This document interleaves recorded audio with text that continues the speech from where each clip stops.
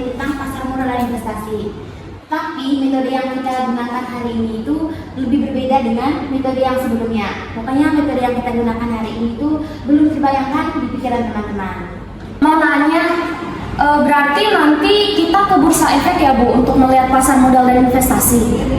Nah, itu pertanyaan bagus dari Carla. Jadi teman-teman, kita nanti akan ke bursa efek tapi lewat virtual gitu, melalui teknologi metaverse. Nah, jadi Ibu membawa headset VR. Aku boleh minta Nafa untuk bagian teman-teman?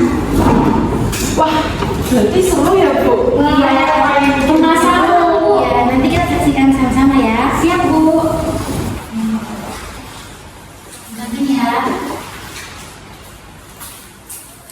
Asik.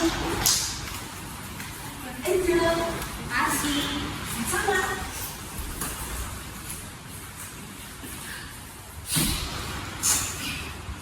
Baik semuanya, mari kita masuk bersama-sama. Ini adalah aplikasi pembelajaran yang menggabungkan teori episteme, di mana teman-teman akan membangun pengetahuan melalui pengalaman langsung dan juga interaksi sosial.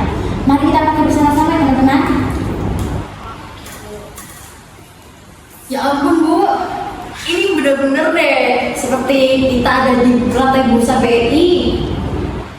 Nah teman-teman, sekarang perhatikan, ini adalah zona pembelajaran interaktif. Kalian bisa melihat pergerakan saham secara real time dan juga merasakan atmosfer pasar modal yang sesungguhnya. Oke, sekarang kita akan praktik secara langsung. Nanti teman-teman akan mendapatkan 100 juta rupiah untuk melakukan investasi. Nah, nanti kita akan melihat bagaimana teman-teman akan mengambil keputusan dalam melakukan investasi.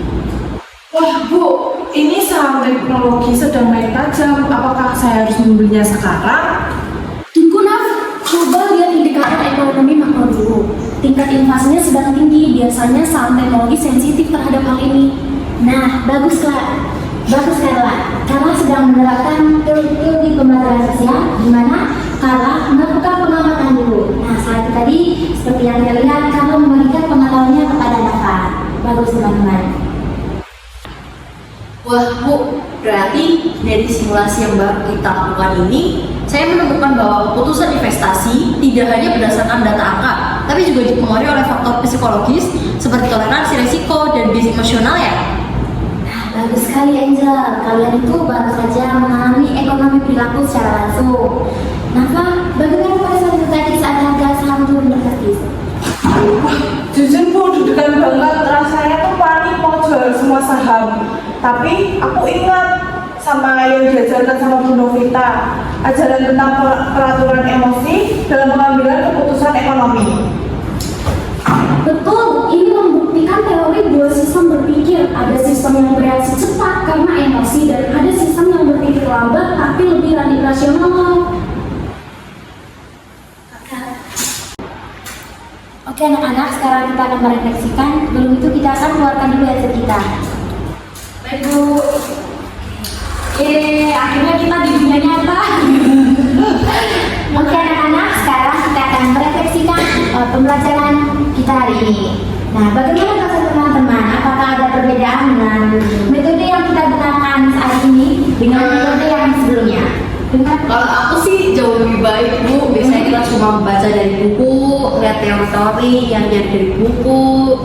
Sekarang kita tuh bisa belajar sambil praktek langsung tanpa takut rugi uang atau yang lain gitu, karena pengguna VR tuh kayak bisa melihat dunia lain di depan mata walaupun tidak secara real. Seperti itu sih Bu. Ya Bu, yang tadinya konsepnya itu jadi abstrak, seperti naik turunnya harga dan psikologi pasar, jadi lebih mudah dipahami karena kita tuh bisa kayak ngerasain sendiri gitu loh. Setuju banget Bu, aku izin nambahin. Dan yang paling seru nih Mal, kita itu tetap bisa belajar bareng-bareng walaupun masih pakai VR-nya gitu. Jadi kayak rasa sosial itu masih ada gitu di dunia metaverse-nya. Pokoknya seru banget loh Bu.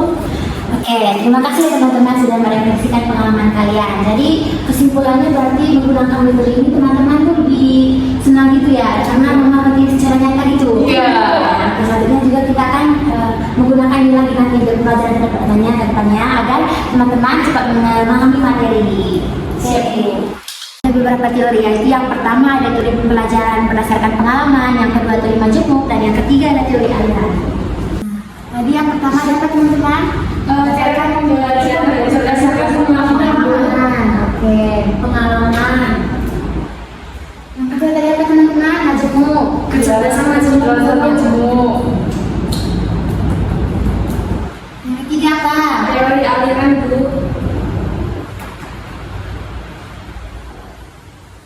Teori pembelajaran berdasarkan pengalaman. Nah, tadi kan kalian mengalami simulasi kan teman-teman? Nah, tadi kalian sudah merevisikan pembelajaran, terus memahami konsepnya, dan juga mengaplikasikan di dunia nyata. Jadi, ikut tadi itu ada kaitannya dengan teori belajar, yaitu disebut dengan teori belajar berdasarkan pengalaman. Ngerti teman-teman? Ngerti Bu? Oke anak-anak, karena kalian tadi sudah menggunakan metode menggunakan HSPR, sekarang ibu akan membagikan dengan kelompok, tapi kalian sudah kelompok saja ya. Oke, nanti kalian akan mendiskusikan terkait tantangan dan pesan tadi yang kalian hadapi serta solusi yang akan kalian tawarkan untuk mengatasi hal tersebut. Siap Bu? Oke Bu. Kelompok nih. Iya. Nanti kakak ibu yang kalau sudah selesai. Oke, Bu. Nah, saya ada kelompokan yang udah dibuka sini Bu. Menurut aku nih, tantangan utama di kegiatan tadi tuh adalah literasi digital. Soalnya gak semua siswa loh terbiasa dengan teknologi canggih kayak gini. Buat kalian gimana? Iya, setuju banget. Soalnya aku kan dari rantauan nih, udah kerasa banget gitu kesenjang digitalnya juga. Iya kan? Bener banget. Contohnya gimana nih Kak?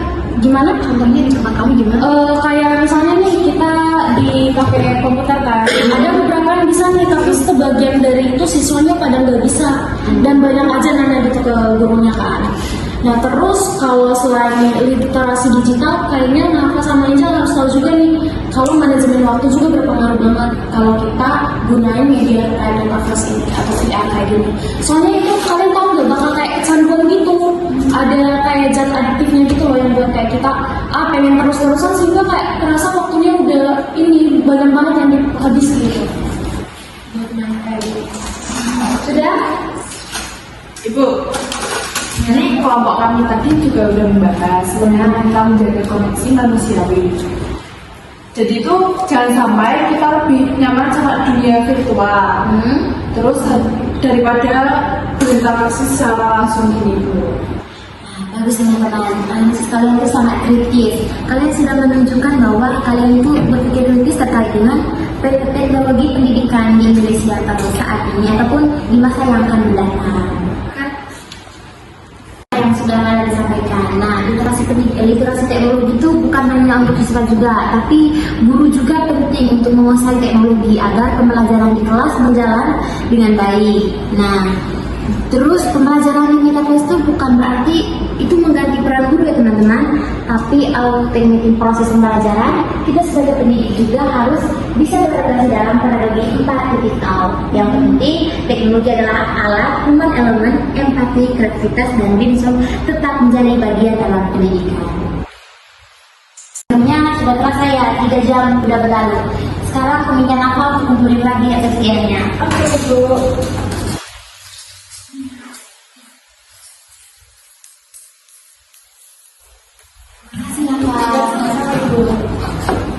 Oke teman-teman, sekarang kita pulang ya. Minggu depan kita akan belajar materi yang lebih seru lagi.